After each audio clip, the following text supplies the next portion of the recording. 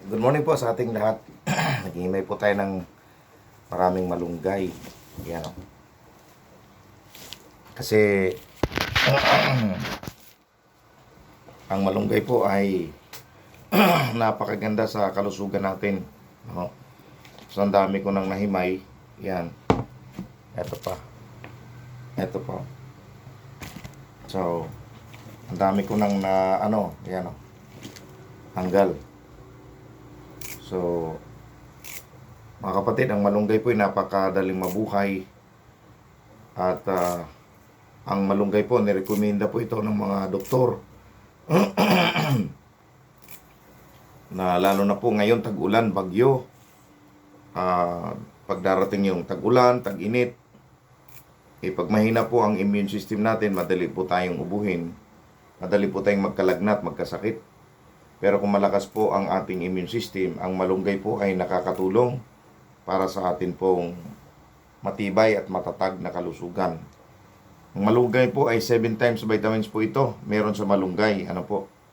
Kaya, huwag po nating basta-basta ng malunggay, lalo na mga kabataan. Pampatibay po ito ng gums. No? At sa mga kababaihan, pampagatas po itong malunggay. Ano po? Kaya lalo na yung mga nagpapadede dyan, bagong panganak, yung mga buntis, maganda po yung magkakain po kayo ng malunggay kasi po napakaganda po para sa kalusugan po natin itong malunggay. No? Kaya kahit i-search nyo po sa Google kung ano po ang nagagawa po ng malunggay, napakadami pong vitamins ang makukuha po natin sa malunggay. No? Kaya itong malunggay na ito, in-step po namin. Pinutol ko po yung puno kasi masyadong mataas na. Tapos tinanim ko naman yung mga pinagputulan ko. Para dumami po yung malunggay. Kasi at least kung marami tayong malunggay, manghingi man nating kapitbahay, hindi basta-basta maubos kasi marami kang puno. Diba? O, so hindi lang purpose sa pansarili natin, pati yung may manghingi din, ay mabigyan din sila pag marami ka. Di po ba? Pag iisa-isang puno lang, hindi, saglit lang po maubos yun. Kaya damihan natin ang malunggay. Mga may lote dyan, damihan yung malunggay kasi maganda po yung malunggay sa ating paligid ng ating bakuran. No? Tsaka isa pa po, yung mga tataas ang sugar. No? Pag lagi pong malunggay ang kinakain natin, bumababa po yung naging ayos po yung magiging normal po unti-unti yung ating blood sugar. May mga diabetes dyan kapag lagi pong malunggay. Yung ang iba po nito ay nilalaga po yan, no? Nilalaga po yung malunggay, tapos yung ano po, yun ang iniinom nila, yun ang pinakakapin po nila, ano? Yung malunggay. Marami pong nagagawa po itong malunggay. Kaya mga kapatid, kasi po, bakit naman tayo nagkaka-diabetes? O, siyempre, sa kaiinom ng soft drinks, yan, number 1 yan. Malakas pa sa kanin. So, yung soft drinks po, number 1, lahat po ng uri ng mga tinitimpla nating matatamis, nga cake, sobrang chocolate, yan. Diabetes po, abuti yan, pagtaas po ng sugar yan. Oho.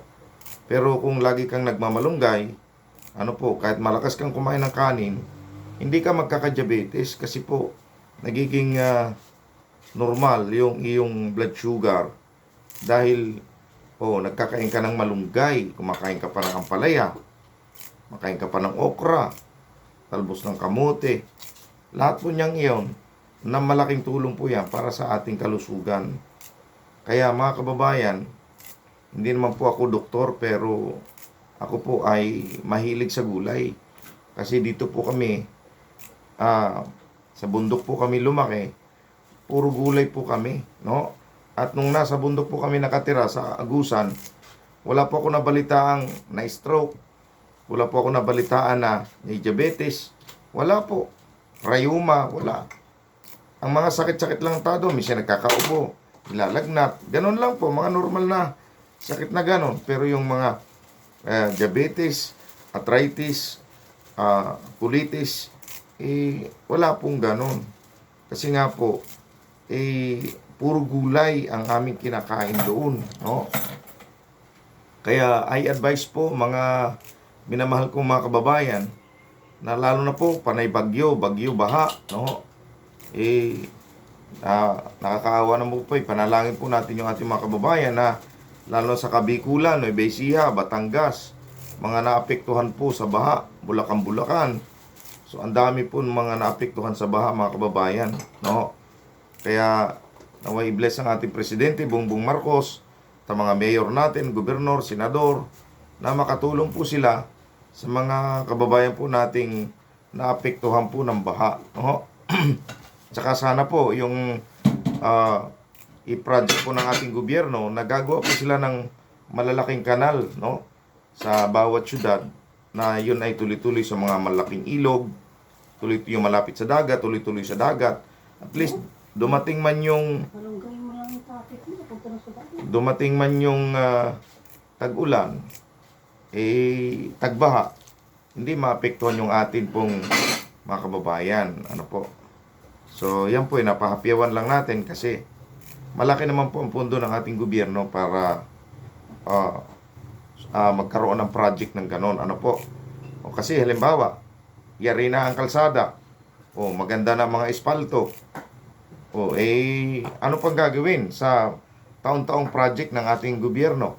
E di paggawa ng mga kanal, mga drainage na malalaki para hindi magiging kawawa ang mga kababayan po natin, kasi taon-taon naman talaga umuulan, bumabagyo. Taon-taon yan, anong dapat natin gawin? So, lagi na lang state of calamity.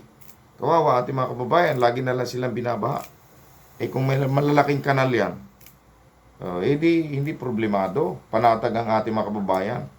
Kahit na malalakas ang ulan, hindi sila maapektuhan kasi dire-diretso doon sa malaking ilog na yon, sa malaking kanal, no? Kayang-kaya po yan. Kayang-kaya po ng ating gobyerno yan, mga kababayan. So, yan. So, naikwento ko lang po sa inyo kasi habang ako naghihimay ng malunggay, naalala ko po yung mga kababayan natin na napektuhan po ng bagyo. Napektuhan ng baha. Kaya, mga kapatid, maraming salamat po. Yan, good morning sa inyo lahat. At naway ingatan ng Diyos ang atin pong mga kababayan na naapektuhan po ng bagyong Christine, ay yung pong malakas na ulan, pagbaha, no?